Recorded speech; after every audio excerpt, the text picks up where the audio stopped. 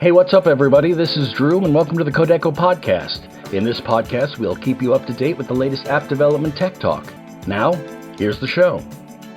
This is Kodeco Podcast. This episode was recorded on Sunday, the 19th of November, 2023.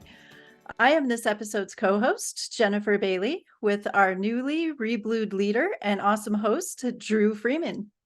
Thanks, Jen. Today we'll be talking with Mina Gerges, originally a biomedical engineer specializing in cochlear implants. Mina transitioned into the world of iOS development, building 5 years of experience across diverse sectors, including telecommunications, e-commerce, and is currently serving as a senior iOS developer at Kazon. We're also joined by a special guest from outside our Kodeco world, Dan Ilias. Dan is a mobile software engineer with more than 8 years of experience in building native apps for both iOS and Android. He took the classic route, graduating computer science first of his class, and now he's the head of mobile development at Wolfpack Digital, which is a software company in Romania, where he comes from. Welcome to Dan and Mina. Mina. Hello, Welcome all. to the show, guys. It is wonderful to have you here. Thank you. And I'd love to It's know great where to be you're here. each coming from, like where you're each based in the world. Currently, me- I'm in Egypt. Oh, wow. Where are you in Egypt? I'm in Giza. It's my Okay. hometown, and I'm working, studying, and living in here. Oh, that's amazing. And you are a dad and you have kids too, yeah? Yeah, I have twin sons, How old are your kids? 4 years now. Oh, Twins, that's a handful. that's gonna be 4-year-old twins. That's gonna be so great. And Dan, how about you? Where are you based?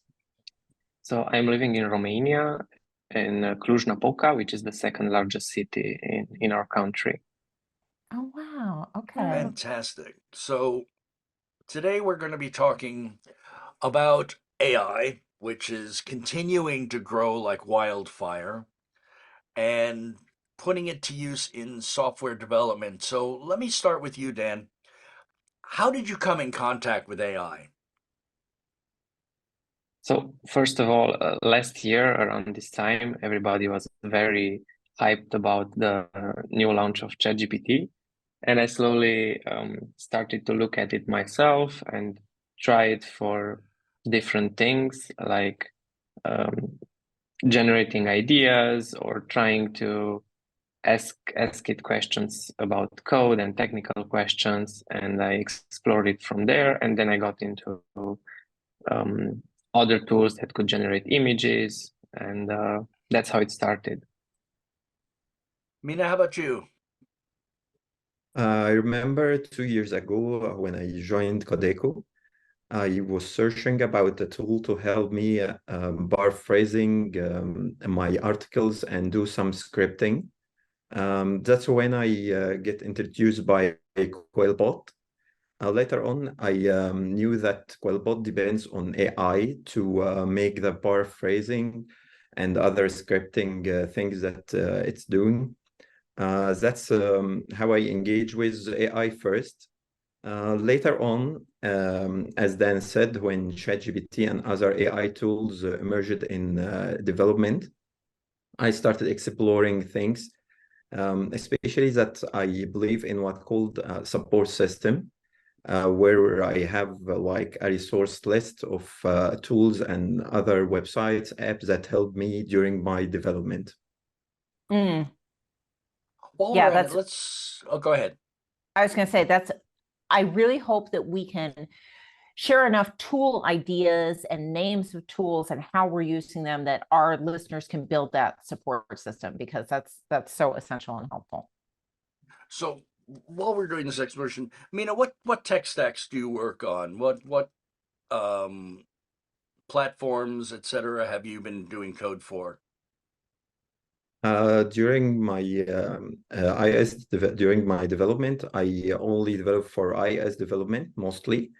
On like scattered projects, I do some Flutter, I do some other development language, but mostly I focused on iOS development.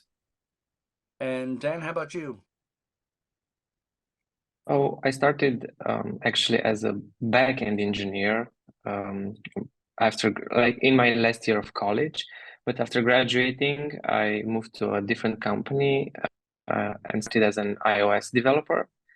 I've done that for 2.5 years, and then I got curious about Android and wanted to learn it as well. So I worked in that company on a couple of projects on native Android. And when I started with iOS, it was already Swift 2.0, so I didn't catch a lot of Objective-C. But since then, mostly native iOS and Android, and I also worked on a couple of projects with Flutter, but not as much as with the native technologies. Drew, you're laughing the laugh of somebody who suffered years of Objective-C. I suffered the use of Objective-C. I suffered the hell that was Swift 2 to 3. I mean, Oh it's yeah, growing pains. Yeah. Yeah, anybody who went Yeah. from Swift 2 to Swift 3 remembers that with anything but fondness. I agree. I totally agree. Yeah, I Uh, think now is a much easier time to start learning, both because of changes in Swift and with Swift UI. And I hope we'll delve into how AI tools help you learn and maybe some ways that they aren't the greatest for learners. have you found that the iOS plugin, I mean, how have you used iOS or Android in your AI discovery and work? Mina, let's start with you. As we said, it started with ChatGPT. First, I started asking ChatGPT about how to do certain functions or how to fix a bug that I face in my code, the same way that previously we searched for in Stack Overflow, for example. Mhm. Later on, other tools come in like GitHub Copilot. Now we have open source projects that can integrate it directly to Xcode. So currently we have different ways to deal with AI in Xcode and in iOS development in general. So I want to tear that apart a little more. Okay. So do you use like Visual Studio when you're programming for iOS at all, or do you only use Xcode? Because you can't run GitHub Copilot in Xcode. So talk Yes, to me about what you're doing with Copilot. we have here two solutions. One solution is to use Visual Studio Code in parallel while using Xcode. You can open the same project at both programs. Then you get your suggestion on Visual Studio Code and you save the file. Then it reflects to Xcode. This is one way to use it. The other way is that the open source project that I talked about, I think it called something like I don't remember exactly the name of that We'll open look it source, up and but we'll get it in the show notes. yeah, it's an extension that you can install it, and it appears as part of the menu inside Xcode. The drawback is that it's a bit slower than AI and auto-completion in Visual Studio Code, but it's kind of helpful too. Okay. So what are you using personally when you're working? Like if you're, are you allowed to use either of those when you're working on work stuff? Like is it Cassion? Cassion, yes, I can use whatever tool to help me boosting my productivity. So mostly between the two ways, I prefer Visual Studio Code. It's a bit faster, and I like having two screens working side by side, so I don't bother having two screens and having two programs running at the same time and working between both of them. Okay. Thank you Dan, for bringing up the issue of is work allowing it? Because I know a lot of companies are actually saying right now, because of the fact that the ChatGPT consumes what's written into it and will use it to regurgitate back out again, that a lot of companies are like, well, please don't use it because we've got proprietary code.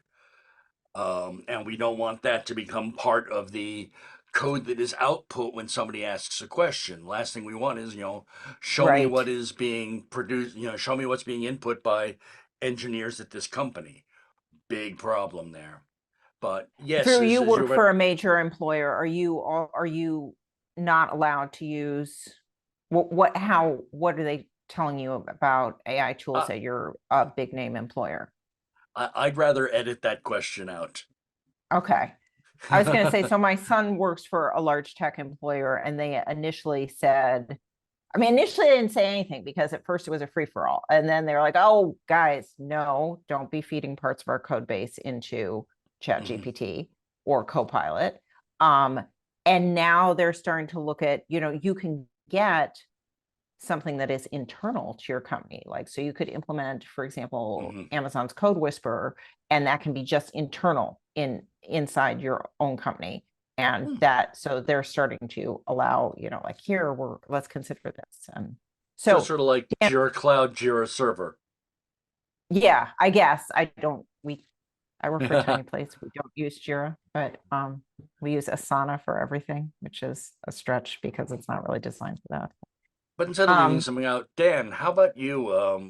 You've done a lot of platform work. How has the AI interacted with that? So similar to Mina, I started to explore it when it became available to the public. I started with ChatGPT as a tool to help me in my work, and I kind of saw it like another tool, just like we have SwiftLint or tools for continuous integration and delivery. So this may be another tool that we use. And over time, I noticed what's it good at and what's not so helpful. So, for example, I found it really helpful when I needed to map maybe a response from the server, from JSON to structures in code. And then I can just give it the JSON model and it will write a Swift structure for me, which is not, you don't need a lot of thinking to do that. It's just like writing code. So that's one scenario where it's really helpful.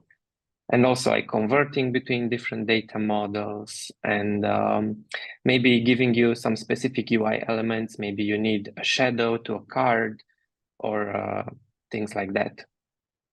Oh. And are you doing similar to what Mina's doing, where you've got like Visual Studio Code and Xcode up together and have the same file open? And then that's fascinating to me. Like I already feel like I have so much value in this episode. No, not yet. I was planning to try that with GitHub Copilot. I'm just using the basic interface of ChatGPT, and that's it. Of course, besides Xcode. Another interesting thing on Android is that you have in the latest version of Android Studio, you have the Bard assistant integrated in Android Studio, so it's easier to use. Interesting. Jenn, have you tried that yet? The Bard assistant in Android development? Only a little bit. So I'd like to experiment with it a lot more. And that was one question I had for our panel too. How do you feel Bard compares against ChatGPT or Copilot? Oh, that's a big question. Yeah, that's a big question. Dan, you want to take that one? Yeah, actually, I didn't experiment with Bard that much because the latest projects that I worked on were on iOS, not on Android. So I just tried it with my team on a few different scenarios, and I couldn't see actually a meaningful difference between them. Mina, how about you? Do you do any of the Android work? Unfortunately, I use ChatGPT more than Bard. And I think we have another player nowadays. It's a group. Currently, I'm on the waiting list to try it too. It's from XAI. I think as we are talking right now, there might be another company that exposing another AI tool here and there. Oh, that's interesting. Okay. I need to get on the waiting list for that. So I haven't tried that either. Me Just too. announced November 4th. Okay. Lots of value Yeah, here, there you is guys. an interesting things concerning Grook. The most interesting thing that I found about it is that it depends on data coming from X platform. That's why Elon Musk mentions that it's more current data. That's the cutoff age between Grook and ChatGPT. And the interesting thing is that after launching Grook, ChatGPT launched the ChatGPT 4 Turbo, which a bit more advanced than ChatGPT 4. And it became have a data that has a cutoff age up to April 2023. I saw that. So, that was a yes. huge leap forward because wasn't it September 21 before that, I think? Exactly, September 2022. That's why the competition between these companies enrich the industry.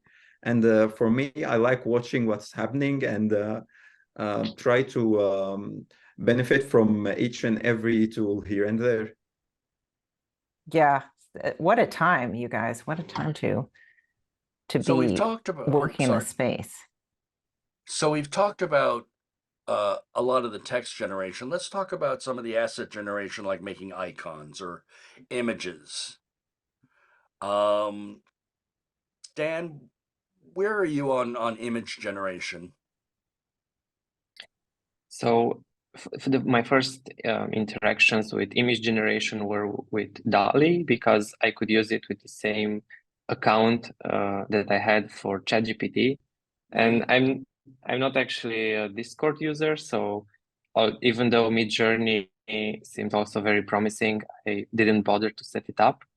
And recently, as a preparation for the conference where I spoke almost 2 weeks ago, I had to use such an AI to generate images and illustrations, and I found playgroundai.com, which is free to use up to a certain point, and you can use it for generating icons and even designs for your app, and it has a lot of parameters that you can change, like how much to take into consideration what you're writing, and even taking another image as a reference. So if you have a few icons that you like, you can upload one of those and it will generate similar icons with the same style.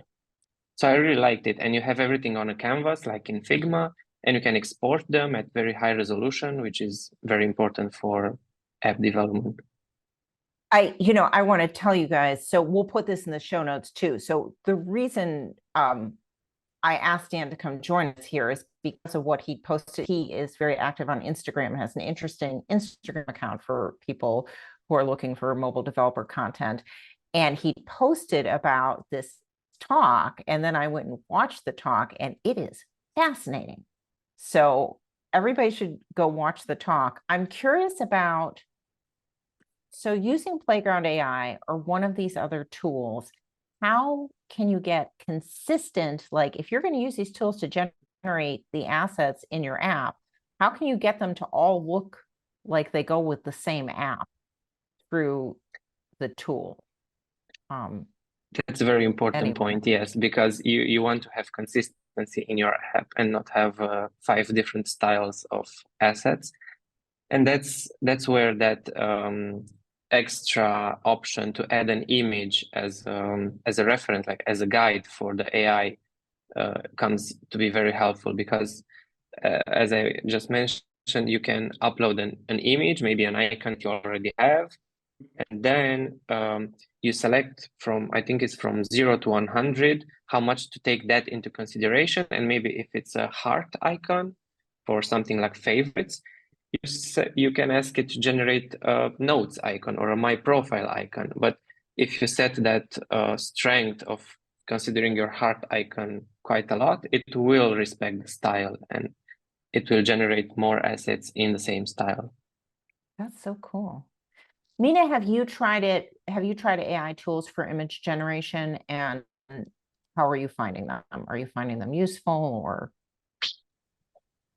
As a Discord user, since I joined Kodeco, I used the first Midjourney. I tried to make different images and different assets. I like how you give it that description with different points, and it can give you multiple options. Then after I watched Dan's presentation, I signed up to Playground AI. Actually, it excited me a lot. So I checked it, and I started working a little bit with it. I created a logo here and there and checked how you can use an image to create another one, as Dan described. For me, I like both of them. You can use each one for different situations. Let's say Playground AI, it can be more useful to create the overall experience of an app, sometimes even useful for a logo or an app icons, while Midjourney is more like descriptive scenes, and I think I like it more in illustrations and things like this. So I believe that each tool can be useful in a different situation.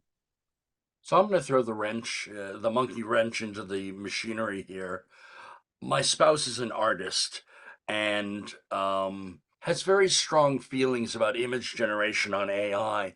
Do any of these tools actually provide the origin images for which it actually generates the finished image? Because one of their concerns as an artist is the consumption of pre-copyrighted art.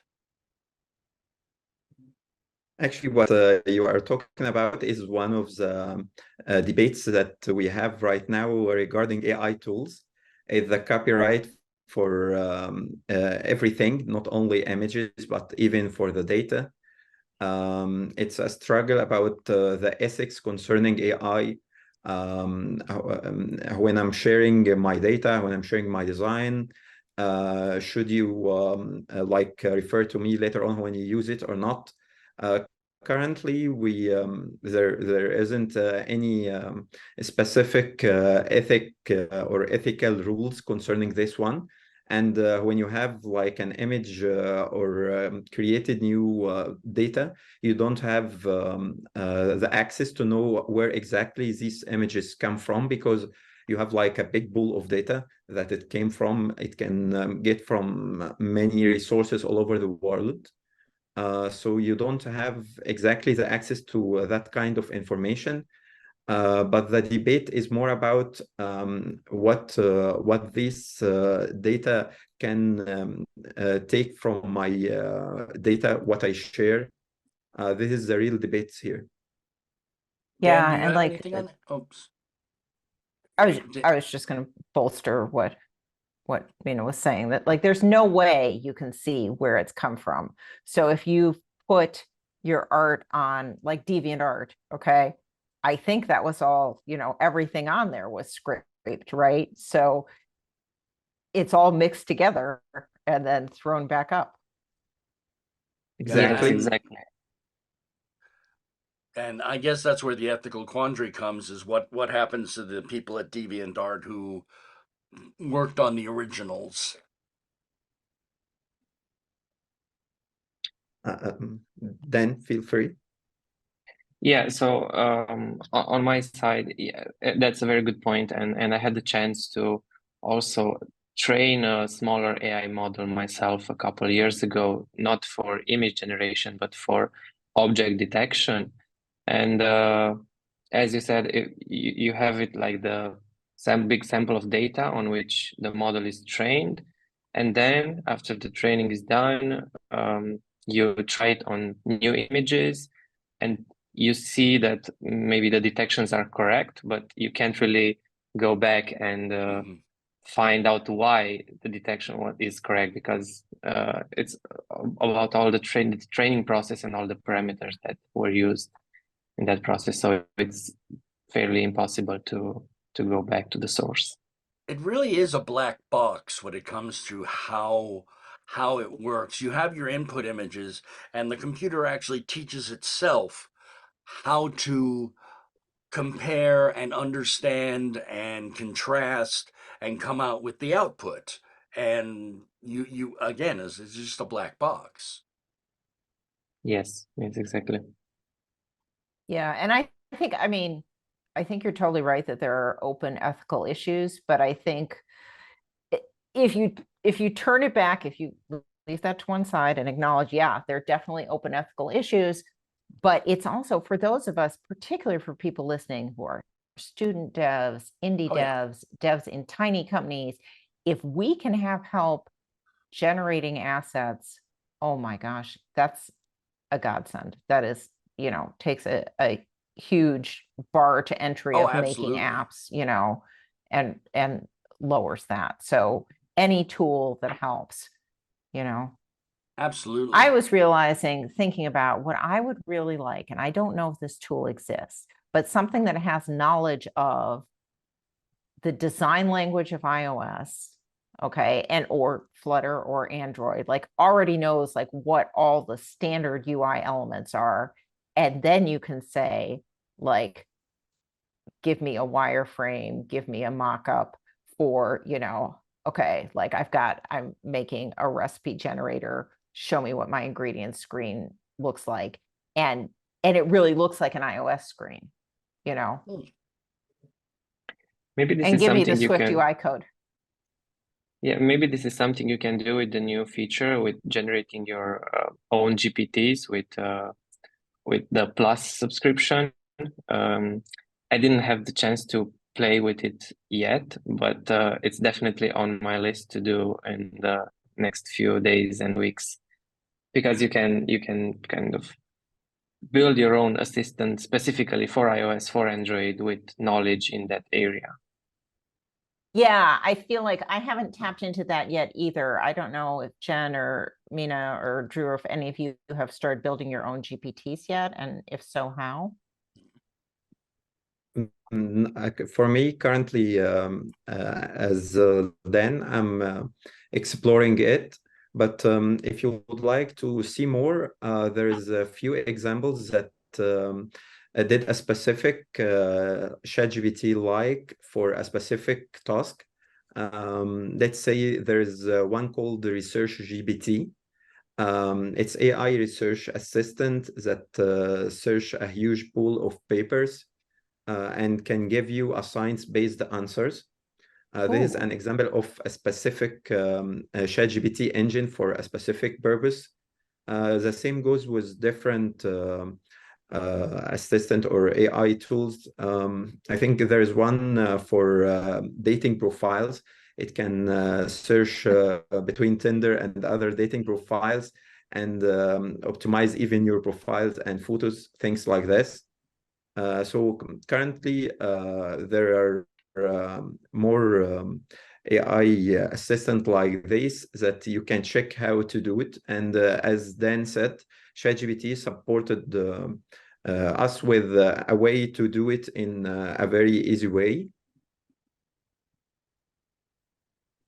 I don't think that's going to be anything good for the dating world, that now AI can clean up your dating profiles across sites. Like, can we move it even further from authenticity to know that, like, not only did you use this best Photoshop photo of yourself, but now AI has actually given you the photo and the profile. Yeah, that's happening right now. All right, so let's talk about. Go ahead. I was just going to share, I was looking back in my company Slack to to find exactly what was done. And of course, I can't find it quickly. But my boss at work had created a GPT to help him with translating strings in Xcode, because I think like we had some little, or maybe not so little, change to string catalogs in Xcode in the most recent version, and we have a product that's localized into 12 languages, and so anytime we change it, it's like a big deal. And so he was using a GPT he'd made for that. So I think there's like a myriad of potential ways we can use that new make your own GPT feature as devs. I saw Ruder Ariam on Twitter X was saying he's got a music library that he's written, and like he was feeding his own docs for that and made his own GPT to, I don't know, more quickly answer questions about that library, that API.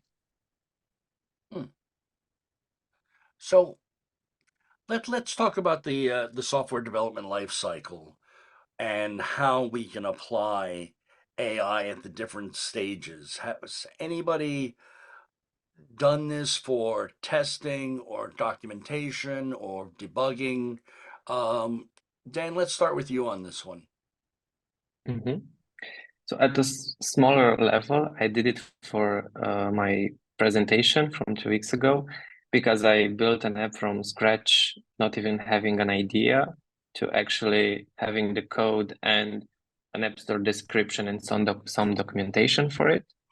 So it really helped with starting from brainstorming ideas, and after deciding on one, asking for, because I was using ChatGPT at this stage, it doesn't know how to draw wireframes, but I asked for maybe a list of screens and features, then chose from there, and of course went through the design with Playground AI and then to the code. And finally, after having the code like in a almost complete state, I also used it for generating an App Store description and keywords for the app, and writing a couple of unit tests for the code.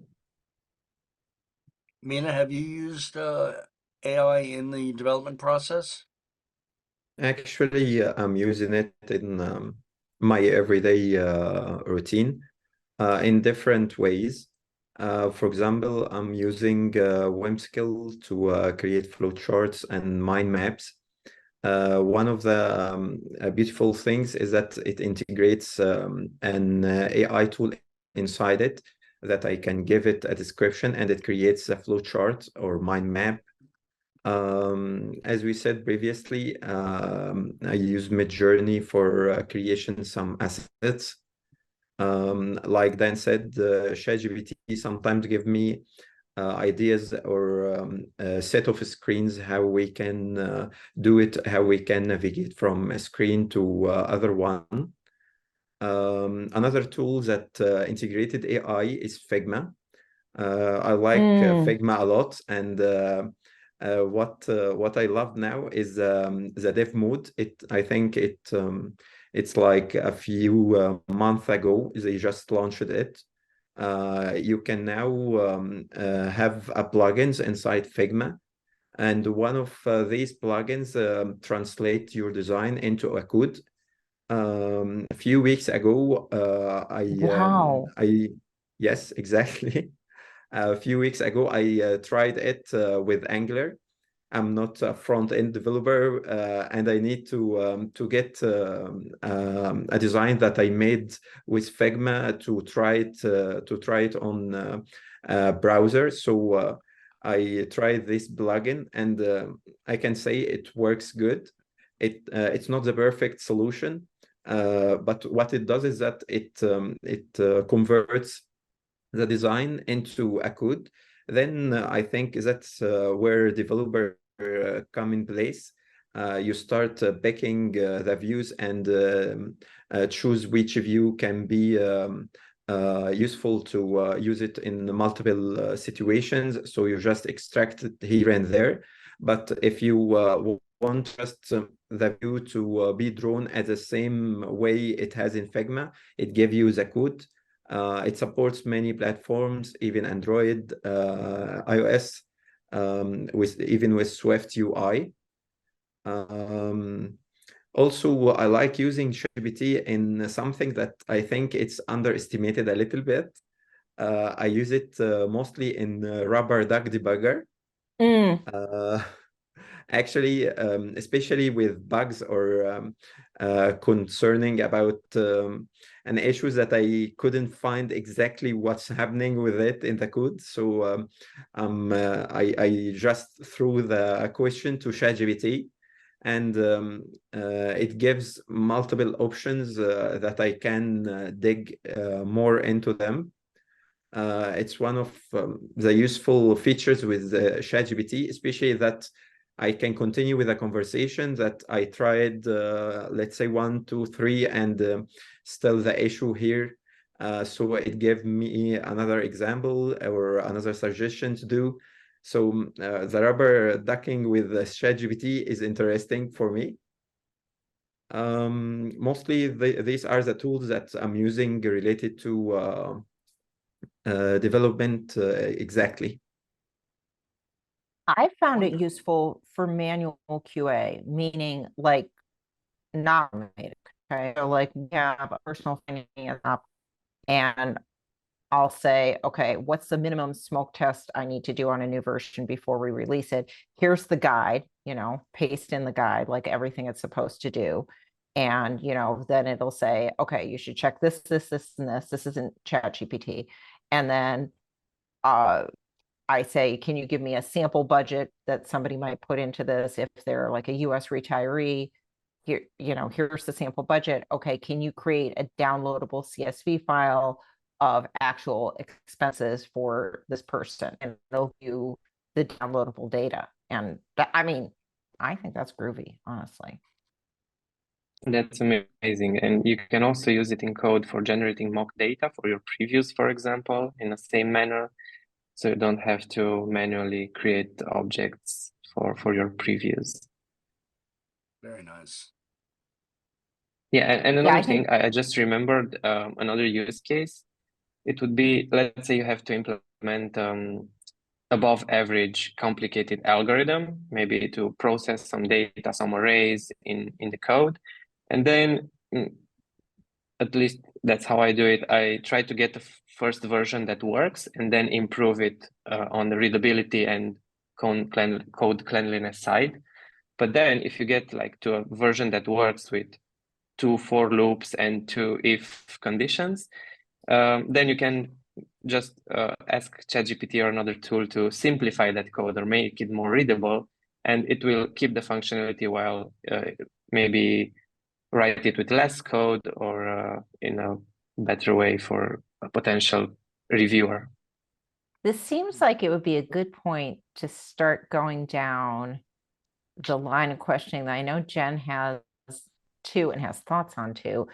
So when you're teaching, okay, so both Mina and Jenn have been boot camp facilitators, teachers here at Kodeco, and Jenn is a full-time professor.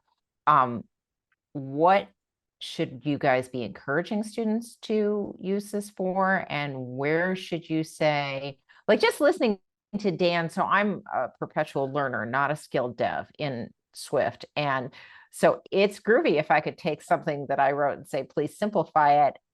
But really, I feel like probably I should know how to do that without the robot. So how do you get students working with this, and where should you caution students, Mina and Jenn? How about Mina first? Okay, I remember that during one of the boot camps, I presented a presentation about the do's and don'ts to do while using AI tools that later become an article. I was like surprised that many of these students didn't get involved yet with AI tools, but later on I saw that they become more involved with it. what I encourage regarding boot camps and AI is that students shouldn't go with AI first.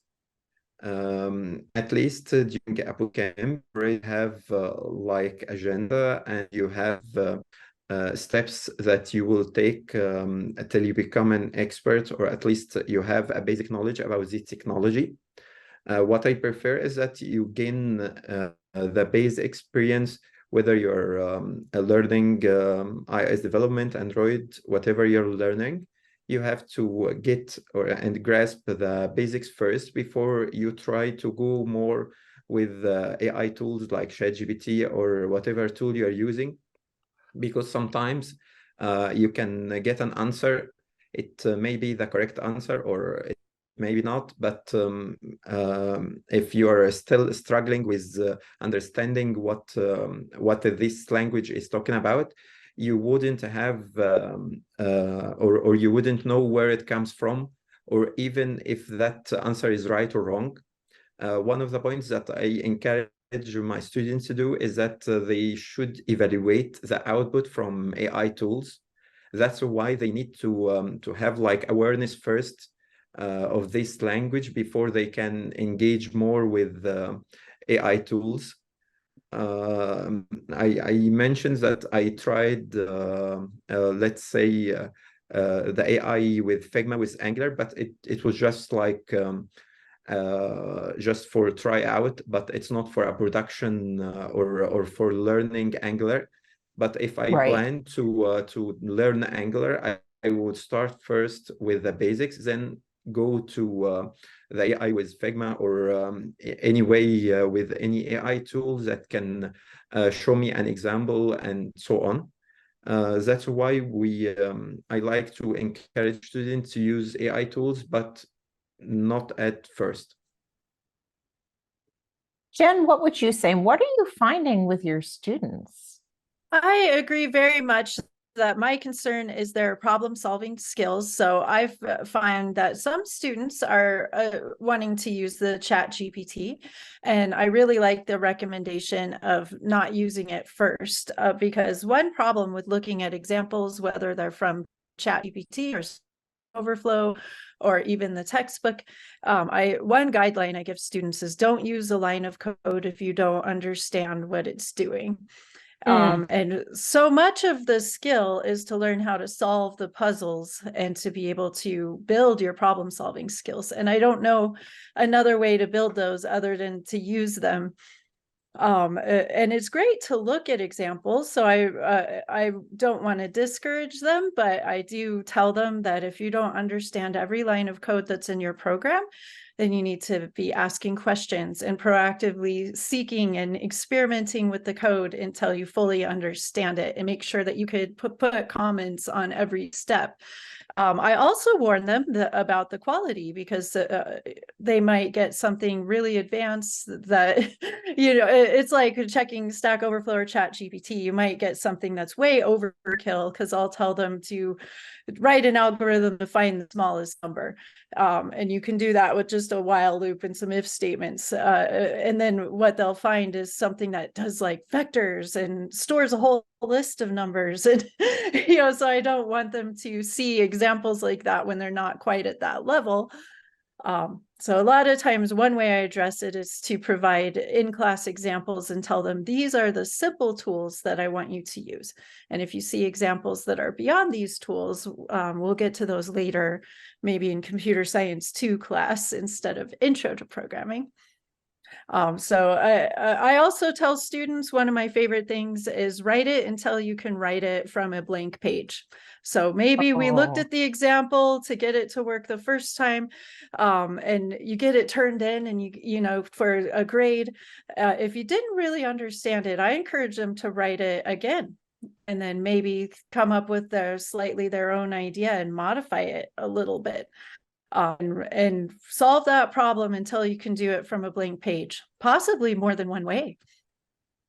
Gosh, Jenn, you're tough. I don't know how all the code in my program work. I use third-party libraries, and I'll be sure I don't know how to use how to write some of those third-party libraries. I was thinking this is some I phenomenal advice. I will say, as somebody learning with ChatGPT, something that it can be very useful for, but you have to be honest, okay, in your use of it, is if it gives you a line of code or you've got a line of code from somewhere else and you're like, okay, it does work, but I don't know why. Like the Stack Overflow experience, right? Mhm. Cut, paste, works, or change it a little, works, move on. Oh, no, go back and figure out why. So it will tell you, it will walk you through line by line, but you still need to be like, oh, okay. And then I guess that's when you get out your blank piece of paper and say, start writing and thinking. But what great advice. Yeah, but it comes still, down to problem solving. You can't get around developing that skill. Mhm. I would but also like to add something on this. I think even if you understand what the code that it gives you sometimes, it's still not exactly like when you are thinking about it and finding the solution yourself. Because I'm thinking when I was a student and in school, I participated to mathematical contests and Olympiads, and before like we had a city stage and then a county stage and a national stage and so on. So we had to train for every stage. And we had these books with mathematical problems, and at the end of the book, you had the solutions. So when I encountered a difficult problem, I started to look at the solution and I understood the solutions. But after doing it, I remember one year I did it more than in the previous years. So I understood the solutions by looking at them, but by that I didn't solve the problems myself, so many problems myself. And that was the year when like my results were the worst compared to other years. So it's really useful sometimes Mm. to sit and think yourself instead of just looking at the solution and understanding it. I think there is another point here. We already talked about the cutoff age or knowledge age. As we know, ChatGPT 4, it has a cutoff age on September 2022, and even ChatGPT 4 Turbo has a cutoff age at April 2023.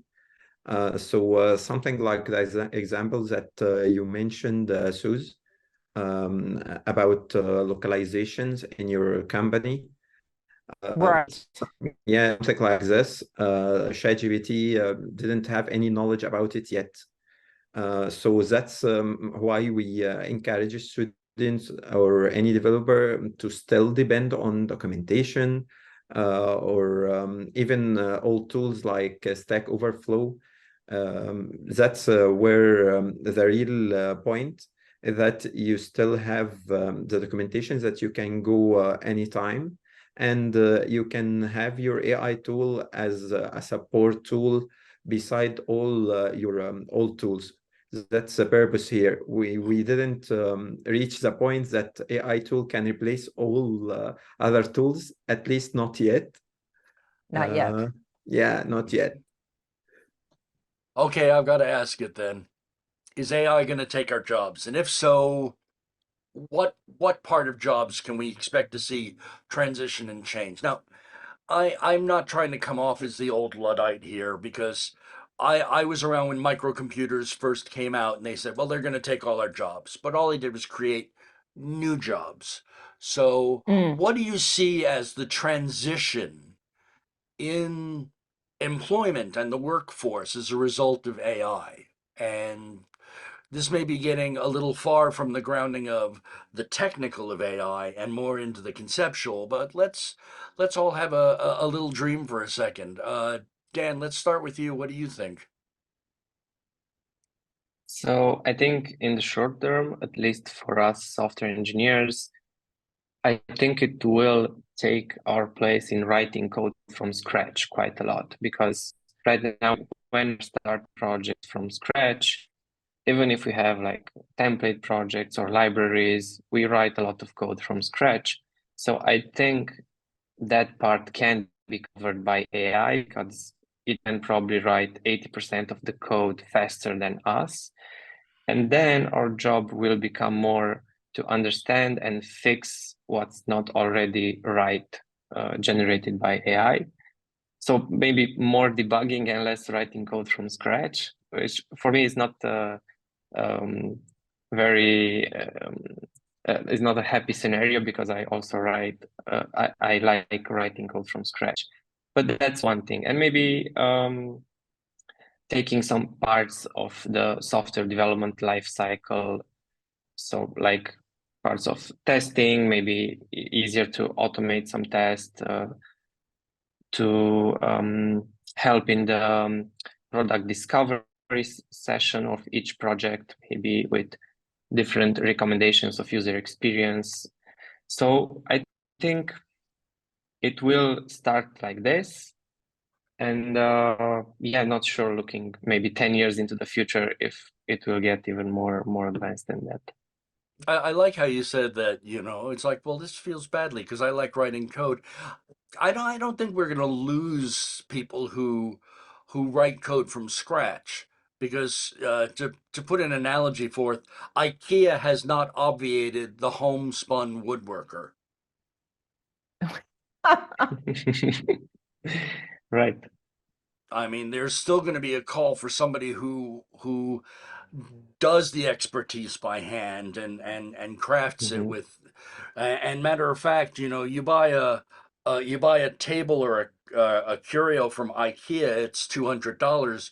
You buy an armoire from somebody who is a handcrafted woodworker, you're talking thousands of dollars because of that precise work. What you're suggesting may actually make the job of the hand coder even more valuable. Oh, that's But maybe intriguing. in some specific scenarios, so the handcrafter would not have, there won't be so many jobs for people writing code from scratch, but those Right. that will exist will be very well paid or in demand. But yeah, probably not as many as today. And yeah, and also another thing, software engineers will definitely have to continue to provide architectural solutions and the structures of projects, maybe. So thinking long term at the success of a mobile application and how to scale it over time, and if the team grows. So that's something that maybe AI is not ready to do right now. Mina, what do you think about the future of employment and the like? I agree with what you said at first, that what's happening right now is that while some jobs would decade over time or even become less people working on it, but at the same time, we will have new jobs emerging out. For example, we are talking about creating a specific ChatGPT version for a specific task. This is a new job or a new way of programming. We are talking about developers specific or specialized in AI development and tools like this. We are talking about a new companies created like XAI, OpenAI, and different companies with new positions and new opportunities. And I think there is an important age that we are expecting in the future. They call it AGI, or Artificial General Intelligence. AI is theoretically when machines can perform what humans do without any human intervention at all. It's like a dream, like all movies that we see in Hollywood. But up till this point in the future, we can say that in the near future, we will see what Dan described. I would like to call it a hybrid mode, where we started with AI. It can create some screens, even created the UI and as for us. And then we get in with debugging what we extract from AI. There is an interesting project from Microsoft AI. You can check it. It's called Sketch to Code. Sketch to Code is AI that converts handwritten drawings to a working HTML. So designers just do a hand writing image or whatever they do on paper, and they take a scan of it and they convert it to HTML. I think that's where developers come in place, as Dan said. Developers will focus on how to debug it, how to make it more robust, how to build the architecture of these applications or website or whatever tool we are using. I mean, I've got to say, based on your description, Mina, of that, and then of the Figma plugin, like that doesn't sound great if your job is front-end web dev, right? Because that's what front-end web dev is taking the drawings Yes, and making them appear on the screen in a browser. exactly. But as I mentioned previously regarding Figma AI, for example, when I get the output from the Figma AI, it comes like a total code. It doesn't like have a reusable views. That's what I did later on. I extracted the views from this one, and I make a reusable views for this custom view.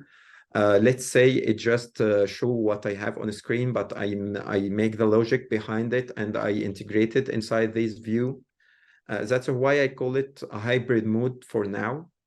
Right. But what we saw in the last 2 years make I think that we would see more advances during the upcoming months, not the upcoming years, obviously.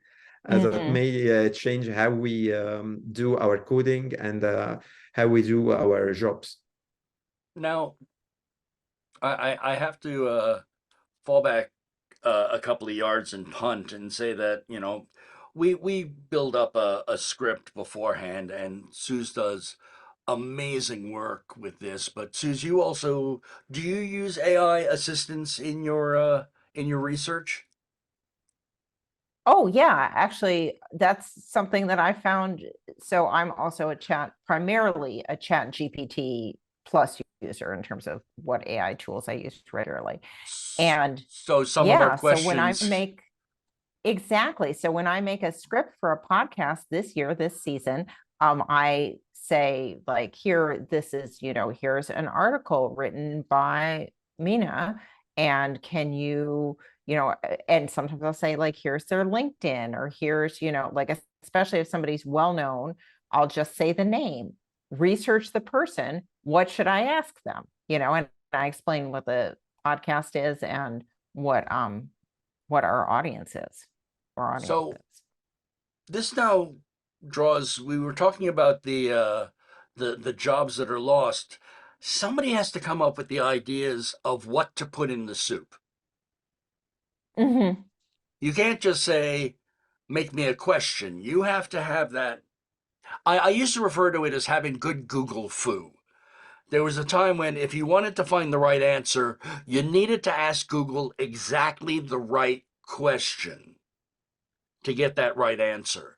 And in a way, I think, Suze, you are demonstrating one of the new roles is somebody who has a good sense of ideation. It's prompt engineering is that role. And yeah, that's I keep reading how it's a new role, although so far I've not been star searched off LinkedIn for to be a 6-figure prompt engineer. But guys, do contact me if you need that. Maybe you should write up have Chat GPT write up a resume of your prompt engineering. Yeah, perhaps. All right, I'm gonna turn the wheel on this truck about 180 degrees and find out a little bit more about both of you. Mina, we take your hands off the keyboard, and you're not playing with tech for a few. Tell me what life is like for you when you're not at the keyboard. I have like two ways of having fun, a way of keyboard. I have things to do with my family, and I have things to do on my own. As I said, I'm a husband and I have twin sons. I like to have a swimming training all together. We Oh, have cool. trainings at the same time. Yeah. Also like playing paddle. I like to play it, especially with my 4 years twin. It's actually an amazing moment to see how they create things and how they enjoy it. It's a beautiful way to spend time. On my own, I'm more of a bookworm. I like reading in different things between self explanations, productivity, even novels. I like to read things in different areas.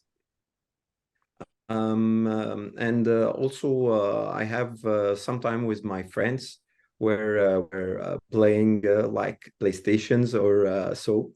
So I have different ways of enjoying my time away from the keyboard, but mostly I like it to be off screen. Mm. So let me ask you, you've got 4-year-old twins. Are you able to get sleep at this point? Are they settling in yet? Actually, we just entered school. Before that, it was a real struggle because they didn't have something to do early in the morning. But right now, they have to wake up early to go to school and come back, do their homework, and this cycle make it like a rituals and a good routine, and we have a good time to get them to bed and sleep. Of course, not every night, but most probably most of the days. So finally, I have some time to sleep. So I'm That's just so cute. curious. They have You said homework at 4? They call it homework, but when you are coloring something or drawing or tracing a line, that's homework for a 4 years old student. So you said you play Boggle. May I ask what language you play Boggle in? Boggle? Oh, I thought you said that you played Boggle. It's a game. I misheard you then. No, no. I'm mostly playing PES or FIFA or things like this on Oh, Uh-huh. PlayStation. okay. Yeah, I entirely misheard you. I apologize. Dan, how that's about you? We totally take okay. your hands off the keyboard. How does that go? So, because software engineering is such a static job, I'm trying to be as active as possible when I'm away from the keyboard. And there are two main areas where I'm doing that. One is going to the gym, like 3 times per week, maybe four, in the morning before starting work. So from, let's say, 7 a.m. to 8:30 a.m. And that's something that I'm trying and I'm consistent with for a few years. But on Right more on. fun side, I'm playing tennis, and I learned it over the years, both on my own and last year also getting help from a coach.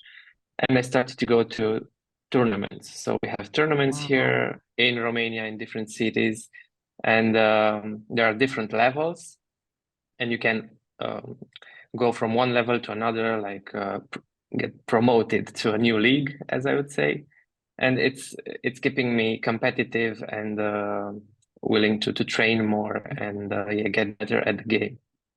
And And that besides fits this, I together also too, the gym and the tennis, because being yes, stronger, you're going exactly. to hit harder. And Yes, and you need to find the balance there because for tennis you also need to be good at cardio, and then in the gym you build your strength.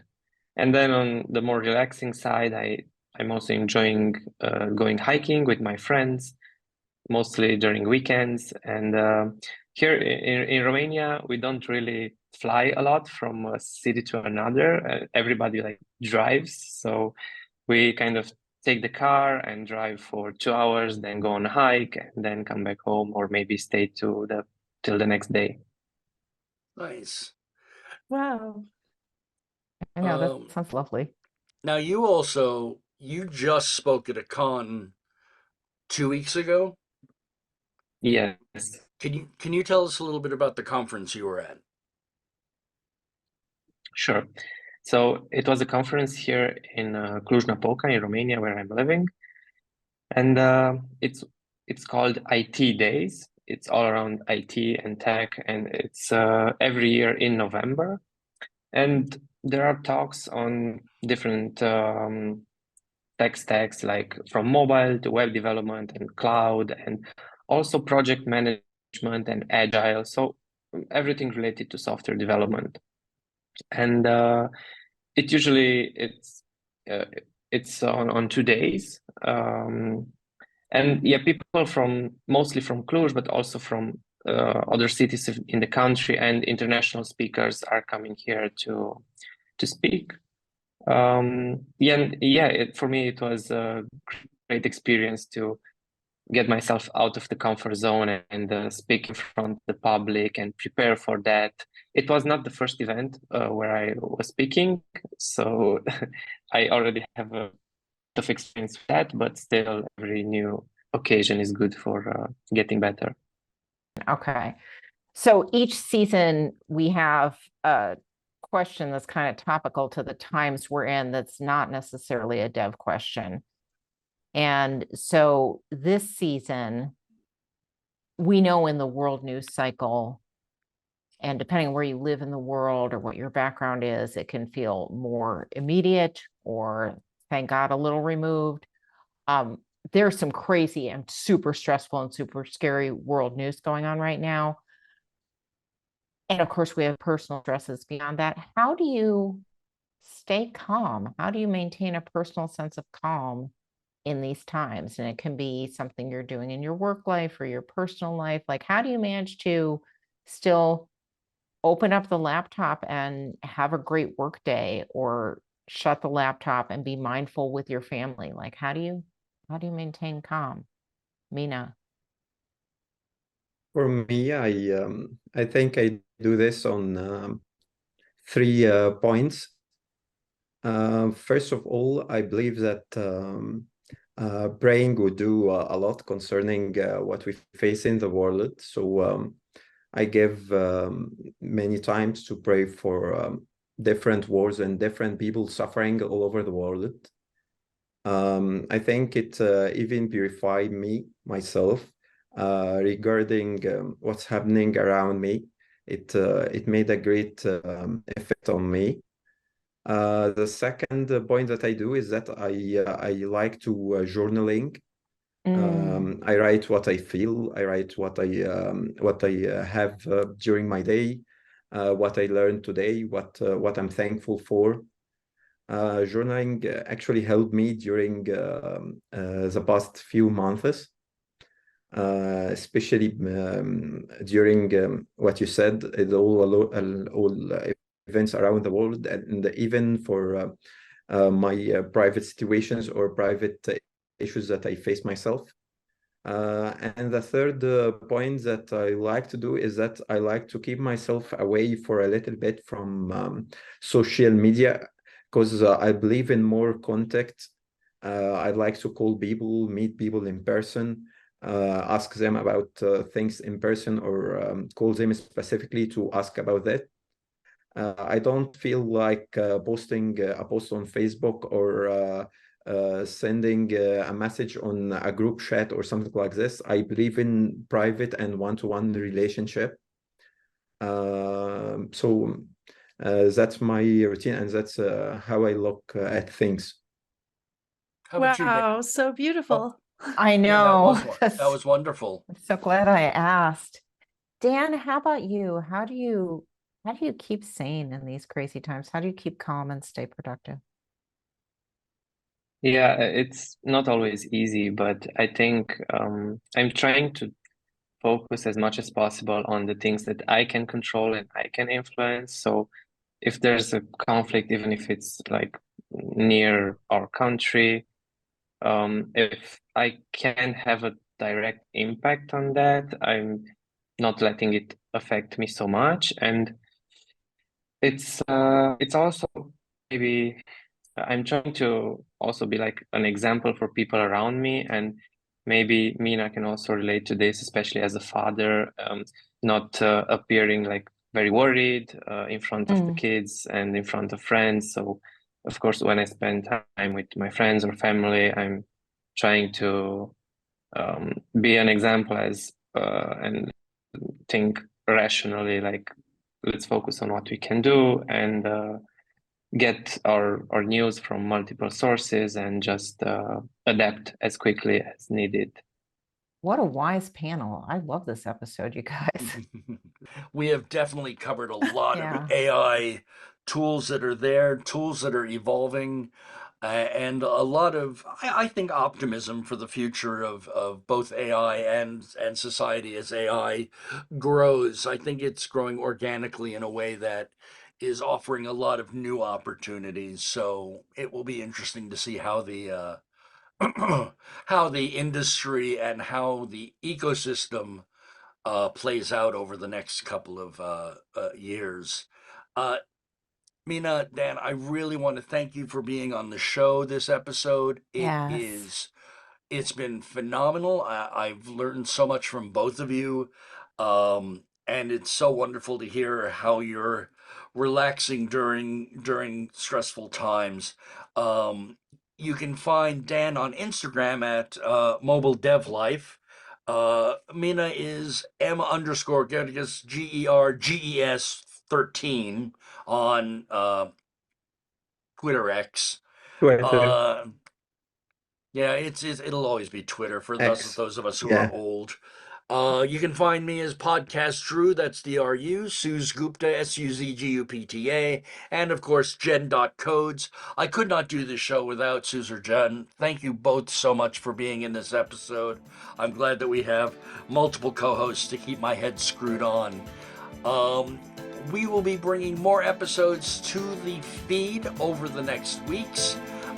Thank you much all for tuning in, and we will see you in the next episode. Thank you so much. Thanks, everyone.